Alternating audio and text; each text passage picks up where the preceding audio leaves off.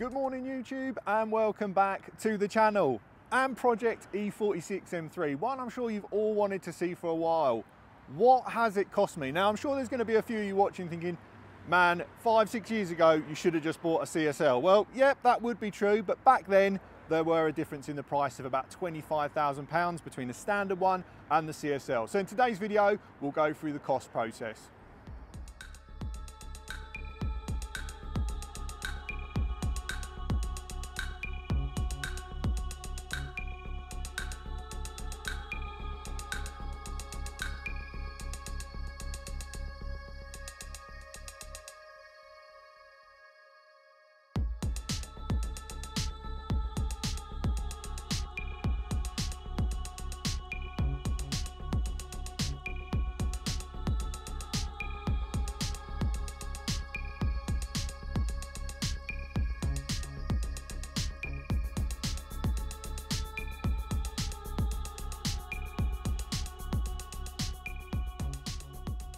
So we'll start with the actual car price first. When I bought the car, which was actually from my good friend Matt, it was £9,100. And essentially, I was on the fence about buying one. I'd heard the horror stories, the running costs could cripple you. And Matt said, look, I'm gonna buy one, choose a spec that you want, and if you're happy with it, you can have it off me after a couple of months. And here we are. But unfortunately, I did make a little bit of a mistake at the time, I thought. And the reason I say that is I said to Matt, look, I really want an SMG car. I went out in one years ago, and then when we picked it up from Birmingham, it was, yeah, I thought I made a bit of a mistake there, but we'll go on to that later in the video, and those that have watched the series with the CSL ECU calibration made a massive difference. So what I will say, obviously prices have moved on a lot since I bought the car. Now I put a screenshot that I grabbed last night from eBay, ignore someone that's put a 330 in there. But ultimately a silver grey at about 90,000 miles is roughly in standard form between 15 and 17,000 pounds for a base car. So bear that in mind when we go through all the modifications that I've also put on there. Another thing to factor in, obviously, with this build that I've done on the channel is it's not had much labour included because I've done all the work myself, as you've seen through the series, unless it's been something really specialist where I've had to go to a garage.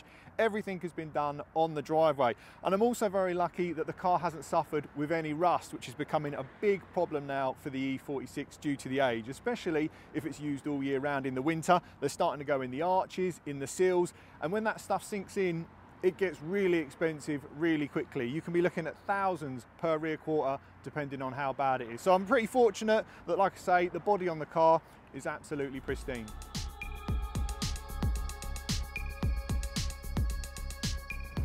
Okay, onto the engine, the masterpiece, the S54 3.2 litre straight six. We won't go too much into the detail of the flaws with the engine, but the benefits are naturally aspirated, combined with a carbon air box. Just beautiful. So we're going to go through the expense sheet for the engine, which, wow, I've added it up last night. So I'll run through it. So we've got 3 oil changes in my ownership that I've done myself. There was one done on the inspection too, which we'll discuss in a minute, but I've done 3 with a Castrol 10W60 weight oil coming in at £240.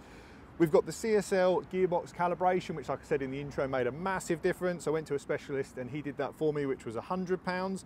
I did the exhaust flange kit, which was £30 because they corrode on the rear and fall apart, so that needed to be done. I went to ETA Motorsport where I had the inspection 2 done, again an oil service, all the boot floor reinforced, black series bushes in the back, and that was £1,700, but I provided the bushes. We've then got the first CSL airbox, which was the Jeff Steele Racing one, and the E46 CSL ECU, and a few sensors, which I bought used for £1,550. I then bought those Jubilee clips, which obviously we've replaced, which look pretty gammy. They came in at £11 for the set. I did a new alternator at £160 for those that are familiar with the build thread on M3 cutters, pretty much in the very early stages of ownership. Decided to take the car to Wales. On the drive there, charge field warning light came on, no charge, new alternator, ruined the trip unfortunately on that side for driving. Airbox duct in that we did for the CSL airbox, £15. NGK spark plugs, obviously 6 of those, £41. I got the 4.1 diff set from Matt for £600. Diff oil, £37. Intake elbow, which runs just in the lower bumper there, which is like a silicone pipe, £26.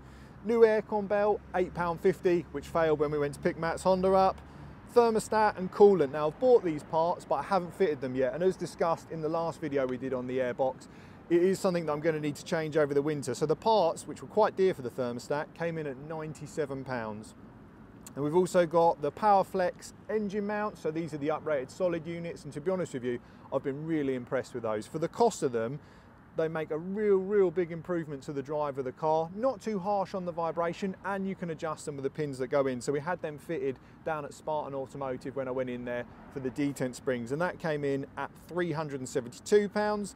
I did a starter motor at £233.98. The car bonus airbox retails at £2,100. The AIT sensor and the loom, £26. And that magical equipment from ECU Works for £20. So bear in mind, this engine is still running the original head gasket, original Vanos and original shells, which means if I was to take it to a specialist, you could still put another £3,500 into this engine quite quickly. Thankfully, it's all silent, working well, but at some stage, as it's a forever car, I will need to do it. So that total, just for the engine, comes in at £7,367.48. Oh.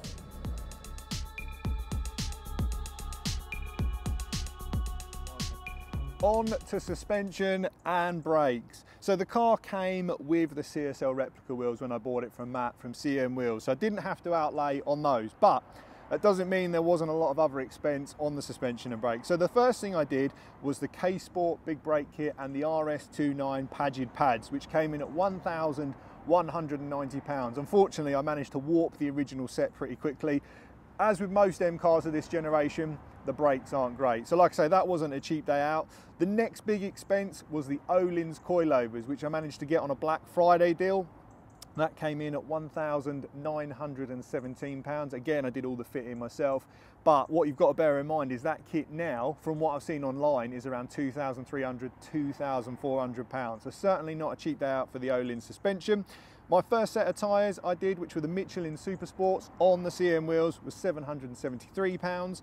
I then did the brake pressure sensor, which came in at £98. I managed to warp the rear brake discs and pads, which were pretty tired, to be honest with you, on a morning ride round the Cotswolds, and that came in at £300 for a set of genuine rear discs and pads. I did the solid steering coupler at £16. I did the purple tack steering rack, which was used, at £56.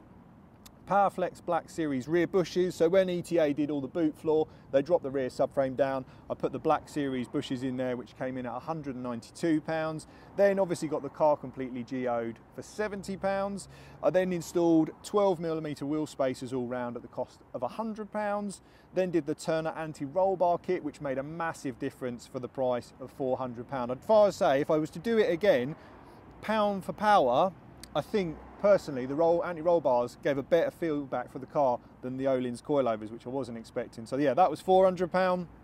Had to do new rear drop links, which came in at £17. The rear anti-roll bar brackets were looking pretty corroded, got them from BMW for £16.20. I then did all the wishbones, track rods, track rod ends, mixture of TRW and Lemforda, which came in at £570. We then visited Stan to do the wheel refurb for £300. For those that saw that video, yeah, I didn't quite have the full talent to pull off a roundabout slide and made quite a bit of damage to the front wheel. But Stan managed to sort those out and get them refurbished, which needed doing, for £300. Then did the new wheel badges and stickers, which came in at £13. Then did the PowerFlex lollipop bushes, which are notorious for failing on the front, at £162.96.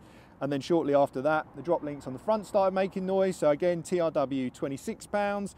And then a set of Michelin 4S tyres with fittings from Black Circles came in at £742. And finally, brake fluid at £15, which brings the suspension and brakes total to £6,974.16. Still with me? Cool.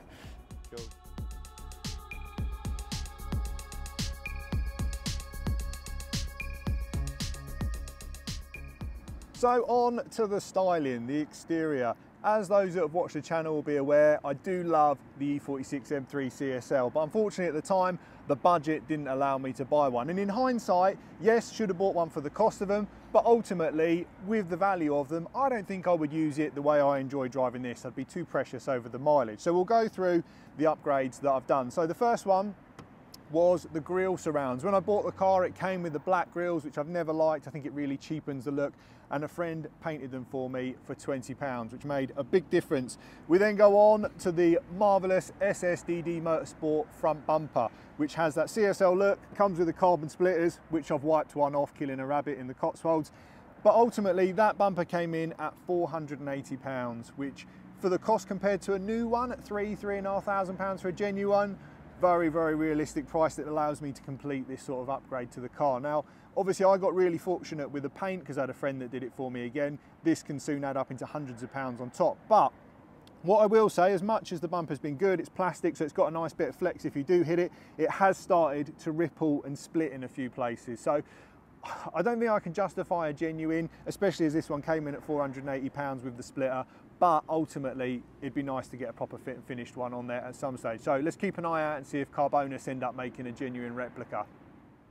The final one for the exterior, whilst very subtle, is I modified the CSL replica surround for the number plate. I shortened it, so the original plate actually comes down to about there, hanging over the grille, and you can buy these smaller plates for around £12.99, and they're designed to go in the front of the Clio Sport recess, but on this situation, look really good without being bait enough to want to get pulled over all the time.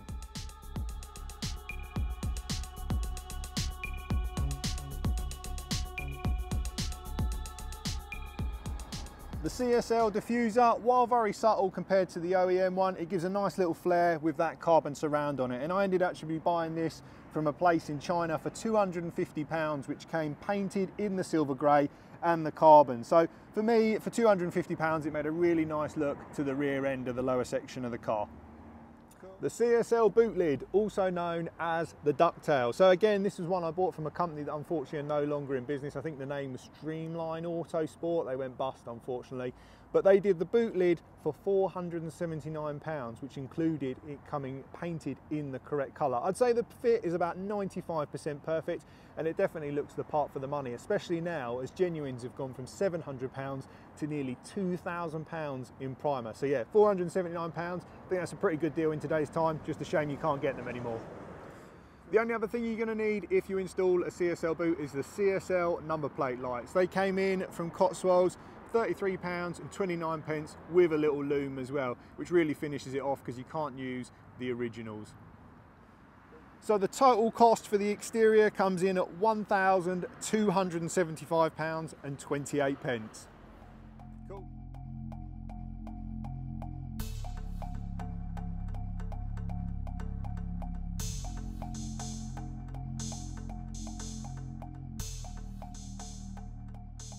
On to the interior. Again, it's something that I've done over time and I've bought parts used. So the first big one I had was the rear view mirror, which came in at £95. So essentially what happens is, unfortunately, is the mirror's dimming fluid starts to leak, it makes a mess of the dash, and the company called Mirror John, and he provides a new mirror for £95, and you can just refit it into the original housing. On to probably my favourite part of the interior, the Recaro Sportster CS seats. Now these aren't actually just a generic one, these are from a Mark 1 Lotus Evora, and I picked the set up for £1,500 used.